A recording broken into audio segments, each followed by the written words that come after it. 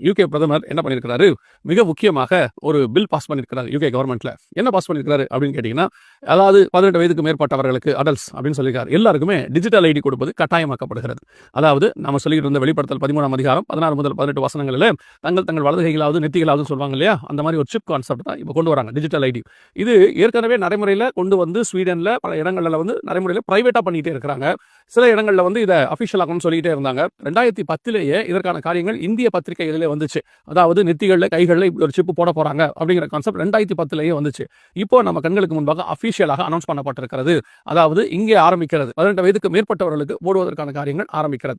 நடுவில் பாருங்க, இப்போ ஒரு திடீர்னு யுத்தம் வந்துடும், ஒரு கொலாப்ஸ் ஆகும். இதெல்லாம் என்ன ஆகும் அப்படின்னு கேட்டீங்கன்னா, இந்த யுத்தத்தினுடைய முடிவில் பெருமளவில் உயிர் சேதங்கள் இருக்கும். அந்த உயிர் சேதத்துக்கு பிறகு மீதமுள்ளவர்களை கணக்கெடுப்பு நடத்துவதற்காகவும் அவர்களை ஒரு வரைமுறைப்படுத்துவதற்காகவும் அதோடு கூட கண்காணிப்பு வலையை கொண்டு வருவதற்காகவும் இந்த சிப்பை நாங்கள் பயன்படுத்துறோம்னு சொல்லி இப்போ கொண்டு வந்திருக்க இந்த டிஜிட்டல் ஐடியா உலகளாவிய டிஜிட்டல் ஐடியா மாற்ற போறாங்க. அதற்கு இப்போவே ஜனங்களுக்கு கொடுக்க தொடங்கிட்டாங்க. ஏற்கனவே ஜனங்களை ஏற்றுக்கொள்கிற மனப்பக்குவத்துக்கு வந்துட்டாங்க. ஆனால் இப்போ அபிஷியலாக அரசாங்கம் சொல்லியிருக்கு. இது ஒரு பெரிய விஷயம் என்னன்னு கேட்டீங்கன்னா, உலகத்துக்கே பைபிள் கொண்டு போனவங்க இந்த இங்கிலாந்துக்காரங்க தான். அந்த பைபிள்ல தான் இந்த விஷயம் போட்டிருக்கு. அதாவது வலது கையில் நெத்தியிலும் போடுவாங்கன்னு சொல்லி. ஆனா அதுல ஒரு எதிர்ப்பு கூட அங்க இல்ல. எதுக்கோ அங்க எதிர்ப்பு நடக்குது.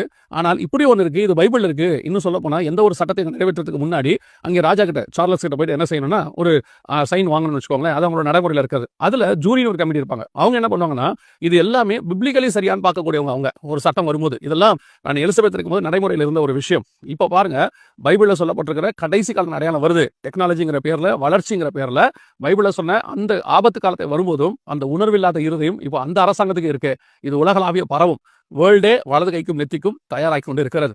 ஒரு பக்கம் யுத்தம் தயாராகி கொண்டிருக்கிறது, இன்னொரு பக்கம் வல்லரசு அதே ஐரோப்பால இருந்தா எழுமணும், இன்னொரு பக்கம் அதே ஐரோப்பால இருந்து நெத்திக்கும் கைக்கும் முத்திரை போடக்கூடிய காலங்களும் தயாராகிறது. இதெல்லாம் நமக்கு சேர்ந்து ஒண்ணுதாங்க சொல்லுது, ஆண்டவர் வருவதற்கு முன்பதாக நடைபெற வேண்டிய அடையாளம், வந்த பிறகு கைவிடப்பட்டவர்களுக்கு ஏற்படக்கூடிய நிலைமை, இது எல்லாத்துக்கும் நடுவுல நம்ம வாழ்ந்து கொண்டிருக்கிறோம். ஒன்றே ஒன்றுதான், ஆண்டவராக இயேசு கிறிஸ்து வெகு சீக்கிரத்தில் வரப்போகிறார். 2000 வருஷத்துக்கு அவர் முன்னாடி சொன்ன அந்த தீர்க்க தரிசனம் நிறைவேறுகிற காலகட்டத்தில் நீங்களும் நானும் இருக்கிறோம்.